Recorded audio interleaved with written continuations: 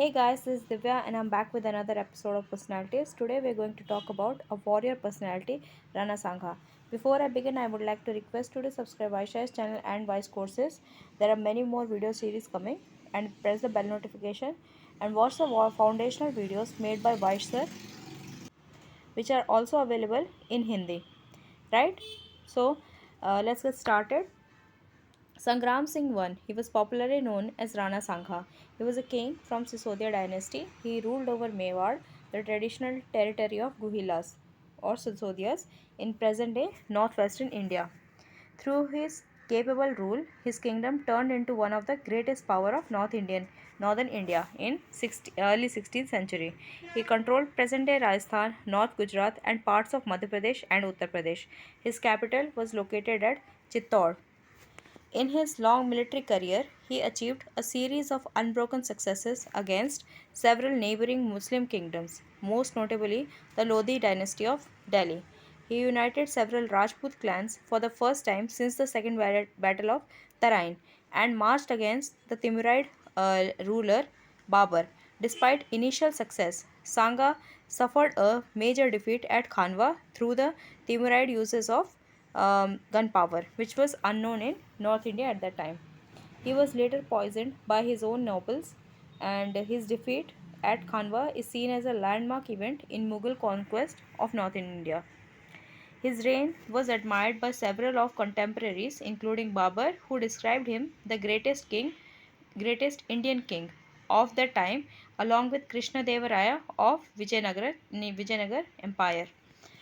The Mughal historian Al-Badayuni called him as the bravest of all Rajputs along with Prithviraj Chauhan. Now we'll know about his early life and accession. So Rana Sangha was born to Sisodiya king Rana Raimal and queen Ratan Kumar, a Chahamana princess, right? Although contemporary texts of Sisodiya's, right, doesn't mention the year of his birth, but provides some of the astrological planetary positions at the time of his birth, calling them auspicious. Based on these positions, assuming certain other planetary positions, and on the basis of Kumbhalgarh inscription, historian G.H. Ojha calculated his birth year as 1482 CE. Rana Sangha was youngest of the four sons of Raimal. However, due to the circumstances and after a fierce struggle with his brothers, in which he lost one of his eye, he finally succeeded the throne of Mewar in 1508. Now his military career. After his accession to the throne, he reunited the warring clans of Rajputana through diplomacy and marital alliances. So Babur, the founder of Mughal Empire, mentions in his memoirs the challenges he faced in India. Babur described Rana Sangha as the greatest infidel Hindu king of India along with Krishnadevaraya of Vijayanagar Empire in south. Babur further said that he had recently grown so great by his audacity and sword that his kingdom included a significant portion of northern India. According to legends, he had fought 100 battles and lost only once. In various struggles, he lost his wrist and was crippled in leg. In his illustrious military career, Rana Sangha defeated sultans of Delhi, Malwa, and Gujarat in 18 pitched battles and expanded his domain by conquering most of the present day Rajasthan, Madhya Pradesh, Haryana, northern part of Gujarat, and parts of Amarkot Sindh. He re-established Rajput rule in Malwa, first time after fall of Parmar kingdom in 305. Now the conquest of Malwa. Medini Rai, a rebellious minister of Malwa Sultan, was having a life and death struggle for throne of Malwa against Mahmud. He was promised aid by Rana Sangha.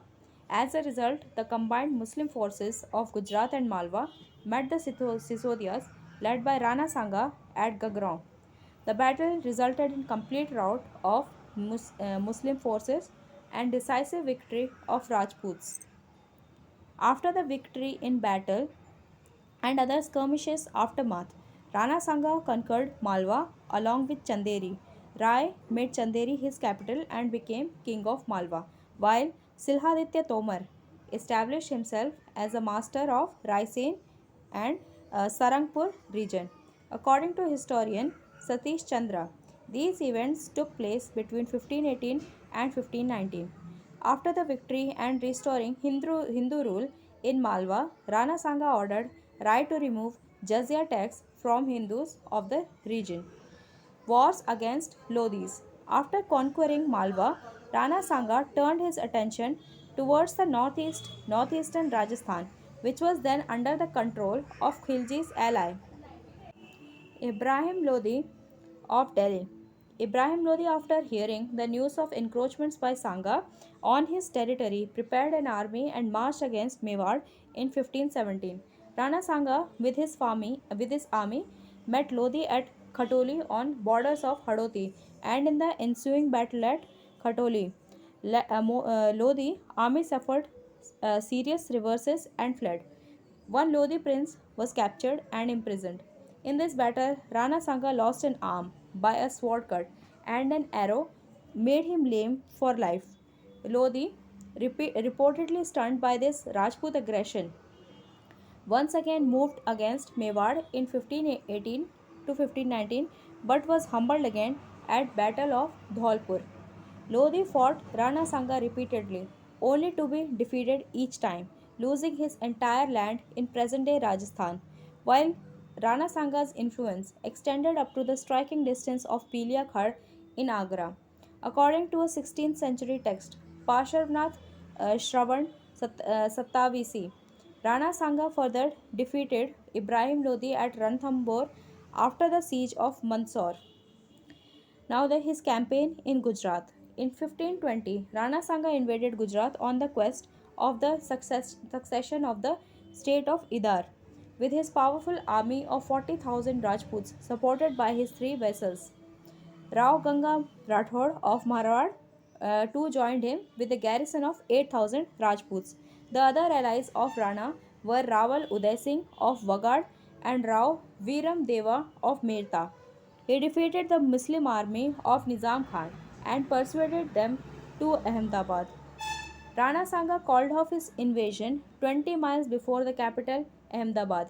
He plundered the royal treasuries of Gujarat and built temples over there. After a series of victories, Sanga successfully annexed northern Gujarat and appointed one of his vassals to rule there. Now his war against Mughals. On 21st April 1526, the Timurid king Babur invaded India for the fifth time and defeated Ibrahim Lodi in the first battle of Panipat and executed him. After the battle, several Rajput clans Rana Sanga unified several Rajput clans for the first time since Prithviraj Chauhan and built an army of 1 lakh Rajput soldiers and advanced to Agra. The Mughals captured Bayana fort, which was part of Rana Sanga's empire.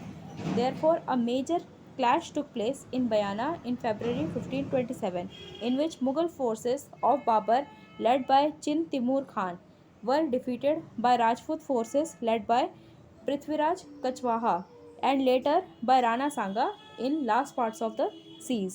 In ensuing battles fought at Khanwa, 37 miles 60 kilometers west of Agra, on March 16, the Mughals were victorious due to their cannons, matchlocks, and other firearms.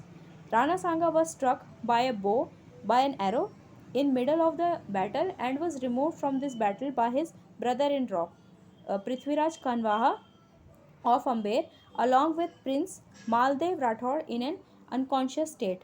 Following his victory, Babur ordered a tower of enemy skulls to be erected, a practice formulated by Taimur against his adversaries, irrespective of their religious beliefs.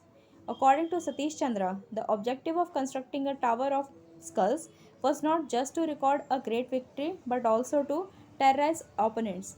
Earlier, the same tactic has been used by Babur against the Afghans of Bajaur. Now, his death and succession. Rana Sanga was taken away from the battle, as we know, by his brother in law Prithviraj Singh.